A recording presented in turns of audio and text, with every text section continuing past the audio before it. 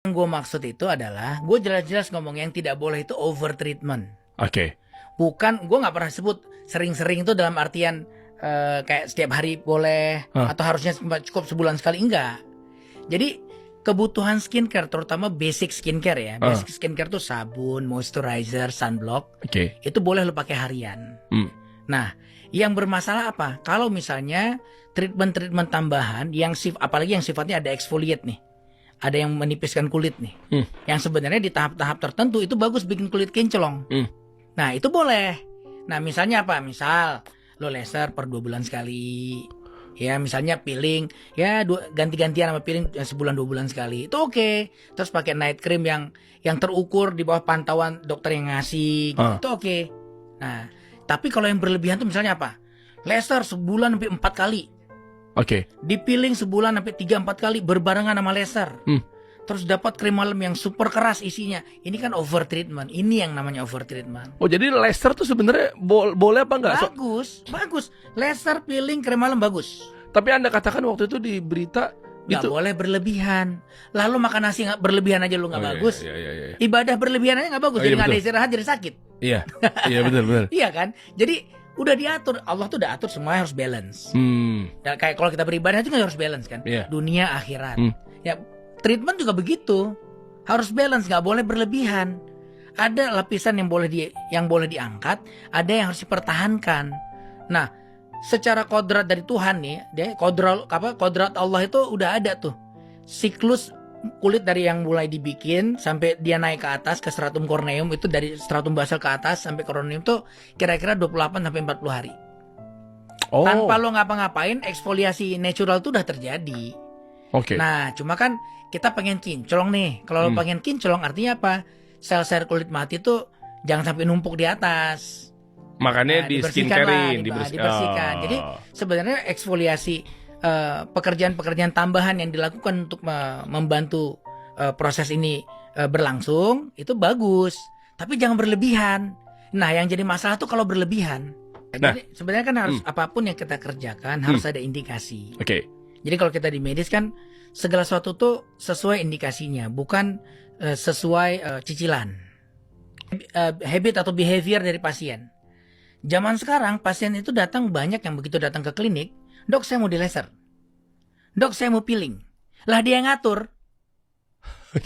Harusnya kan dia datang tuh ngasih tau masalahnya, dok saya punya masalah ini, kan dia bayar tuh konsul. Jadi biar dokternya mengerjakan tugasnya, mikir, bikin program. Oke, kalau case begini, karena case yang sama aja, case yang setipe, treatmentnya belum tentu sama. Setipe nih sama-sama masalahnya misalnya flek melasma. Tapi kan dia lihat grade-nya, derajat kerusakan gimana, hiperpigmentasinya separah apa. Oh, kalau ini masih bisa begini, kalau ini harus begini, kan gitu kan. Nah, jadi harusnya datang ke klinik. Ini buat kritik saya buat pasien ya. Datang ke klinik, jangan mau beli kayak beli sendal gitu. Jangan kayak ke supermarket habitnya. Gue mau ini dong, gue mau odol dong, gue mau deterjen, jangan. Kasih tahu masalahnya apa. Dok, kulit muka saya kok begini ya, saya ngerasain gini, saya nggak suka begini, bisa nggak kira-kira lebih baik? Nah, dokternya akan mikir, oke, ini ibu masalahnya ini, dia periksa segala macam. Kalau dia perlu pemeriksaan tambahan, dia dilakukan pemeriksaan tambahan sampai akhirnya keluar diagnosa yang tepat, baru dia buat. Oke, untuk mengatasi masalah ini kita akan usulin tindakannya ini kan gitu kan. Gitu baru nanti keluar di situ, oh ternyata perlu laser, oh ternyata perlu peeling misal gitu, oh ternyata perlu krim malam, oh ternyata perlu supporting buat moist kulitnya dan skincare dan lain-lain. Nah, jadi biar dokternya yang mikir. Nah, ini salah satu kritik gue ke pasien. Juga kebiasaan lain yang sering beredar di alam nyata nih, ya. Misal gini, pasien berobat pengen kinclong, nyobain suatu produk tertentu nih. Katakanlah nih sekarang langsung ke dokter yang nanganin. Ya. Kita belum ngomong skincare bebas nih, masih yang produk yang dari dokter.